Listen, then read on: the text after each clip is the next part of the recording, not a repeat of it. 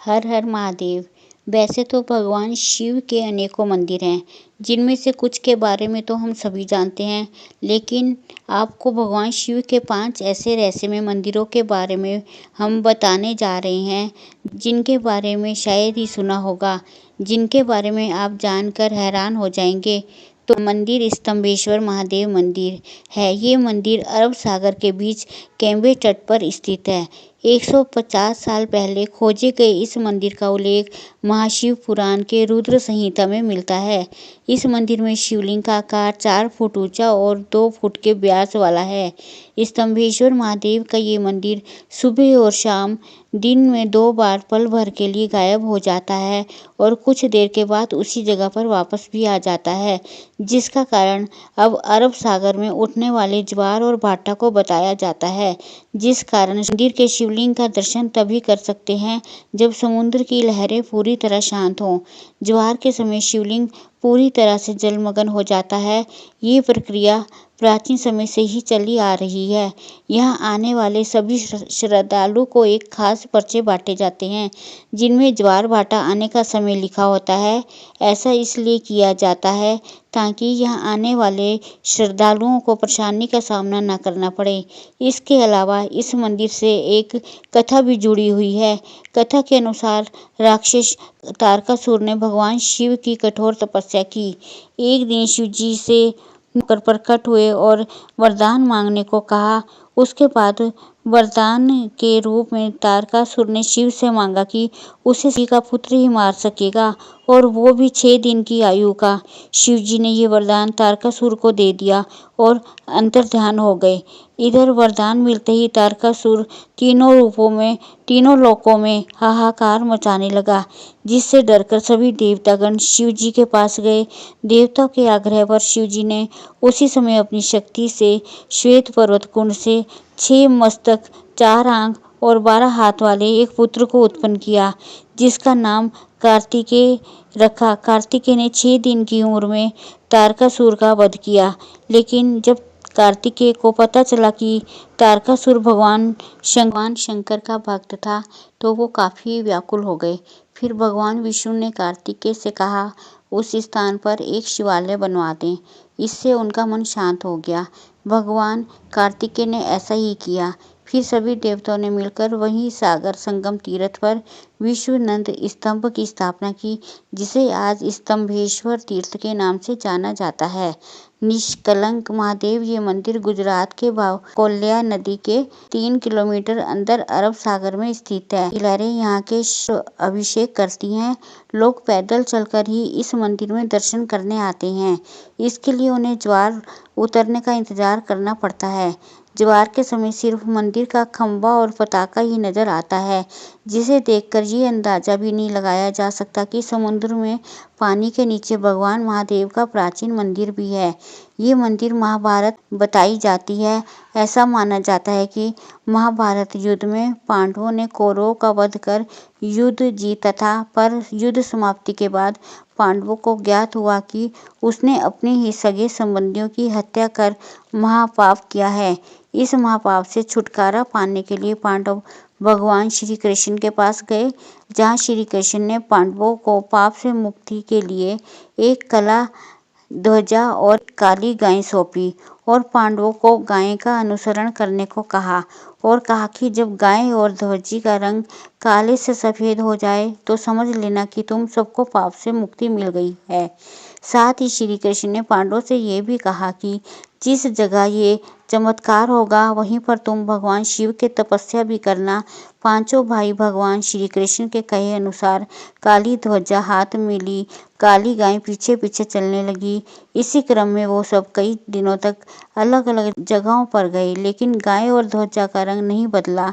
पर जब वो वर्तमान गुजरात में स्थित कोलियक तट पर पहुंचे तो गाय और ध्वजा का रंग सफ़ेद हो गया। इससे पांचों पांडव भाई बड़े खुश हुए और वहीं पर भगवान शिव का ध्यान करते हुए तपस्या करने लगे।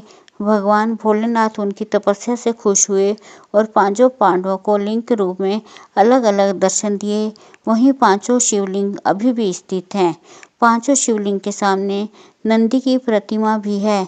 पांचों शिवलिंग एक वर्गाकार चबूतरे पर बने हुए हैं तथा ये कोलियक समुद्र तट से पूर्व की ओर 3 किलोमीटर अंदर अरब सागर में स्थित है।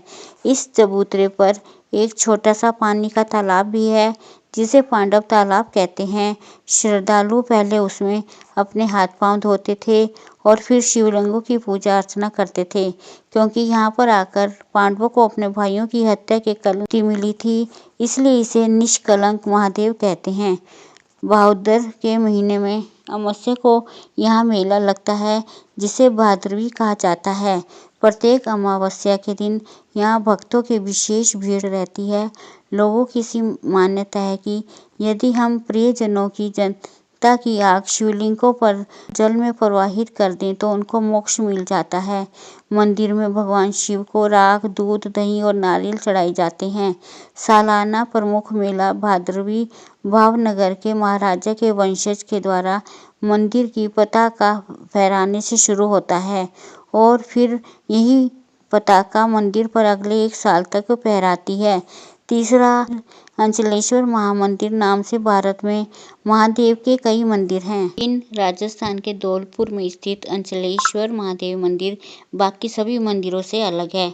ये मंदिर राजस्थान और मध्य प्रदेश की सीमा पर स्थित है, जो चंबल और बहिड़ों के लिए प्रसिद्ध है। भगवान अंचलेश्वर महादेव का ये मंदिर इन्हें दुर्गम भीड़ों के बीच स्थित है। इस मंदिर का शिवलिंग जो दिन में 3 बार रंग बदलता है। सुबह में शिवलिंग का रंग लाल होता है, दोपहर में केसरिया और जैसे जैसे शाम होती है शिवलिंग का रंग सांवला हो जाता है। इन रंगों के बदलाव के रहस्य को कोई नहीं जानता। अंचलेश्वर महादेव का मंदिर भी काफ़ी प्राचीन है, क्योंकि मंदिर का ये इलाका डाकुओं के लिए काफ़ी प्रसिद्ध था। इस वजह से यहाँ कम श्रद्धालु आते थे। साथ ही यहाँ तक पहुँचने का रास्ता बहुत ही पथरीला और ऊबड़-खाबड़ था। पर जैसे जैसे भगवान के बारे में लोग जानने लगे, यहाँ पर भक्तों की भीड़ जुटने लगी। इस शिवलिंग की एक और अनोखी बात ये भी है कि इस शिवलिंग के छोर का आज तक पता नहीं चला है। कहते हैं बहुत समय पहले एक बार भक्तों ने शिवलिंग की गहराई को जानने के लिए इसकी खुदाई की, पर काफ़ी गहराई तक खोदने के बाद भी इसके छोर का पता नहीं चला। अंत में भक्तों ने भगवान का चमत्कार मानते हुए खुदाई बंद कर दी। भक्तों का मानना है कि भगवान अंचलेश्वर महादेव भक्तों की सभी मनोकामनाओं को पूरा करते हैं। लक्ष्मीश्वर महादेव मंदिर, ऐसा माना जाता है कि इस मंदिर की स्थापना भगवान राम ने और दूषण के वध के पश्चात अपने भाई लक्ष्मण के कहने पर की थी। लक्ष्मीश्वर महादेव मंदिर के गर्भगृह में एक शिवलिंग है जिसकी स्थापना स्वयं लक्ष्मण ने की थी। इस शिवलिंग में 1 लाख छिद्र हैं, इसलिए इसे लक्ष्य लिंग भी कहा जाता है। इस लाख छिद्रों में से एक छिद्र ऐसा भी है जो कि पातालगामी है, क्योंकि उसमें जितना भी जल डालो वो सब उसमें समा जाता है। लेकिन एक छिद्र अक्षय कुंड है, क्योंकि उसमें जल हमेशा ही भरा रहता है। लक्ष्य लिंग पर चढ़ाया गया जल मंदिर के पीछे कुंड में भी चले जाने की मान्यता है, क्योंकि कुंड कभी सूखता नहीं। लक्ष्य लिंग जमीन से करीब 30 फीट ऊपर है और इसे स्वयंभू लिंग भी माना जाता है। और 5वां, बिजली महादेव मंदिर भगवान शिव के अनोखे अद्भुत मंदिरों में से एक है। हिमाचल प्रदेश के कुल्लू में स्थित बिजली महादेव मंदिर। कुल्लू का पूरा इतिहास बिजली से जुड़ा हुआ है। कुल्लू शहर में ब्यास और पार्वती नदी के संगम के पास एक ऊंचे पर्वत पर बिजली महादेव का प्राचीन मंदिर है। पूरी कुल्लू घाटी में ऐसी मान्यता है कि ये घाटी ही एक विशालकाय सांप के रूप में है। इस सांप का वध भगवान शिव ने किया था। जिस स्थान पर मंदिर है वहाँ शिवलिंग पर हर 12 वर्ष बाद आकाश से भयानक बिजली गिरती है। बिजली गिरने से मंदिर का शिवलिंग खंडित हो जाता है। यहाँ के पुजारी खंडित शिवलिंग के टुकड़े को एकत्रित कर मक्खन के साथ इसे जोड़ देते हैं। कुछ समय बाद ही शिवलिंग ठोस रूप में परिवर्तित हो जाता है। इस शिवलिंग पर हर 12 साल में बिजली क्यों गिरती है, इसके लिए आज तक कुछ पता नहीं चल पाया है। हर हर महादेव। ये थे भगवान शिव के 5 रहस्यमयी मंदिर। अगर आप भी कुछ ऐसे भगवान शिव के रहस्यमयी मंदिर जानते हैं तो उसके बारे में आप हमें बताइए। हमारी चैनल को आप सब्सक्राइब कीजिए, लाइक कीजिए। हर हर महादेव।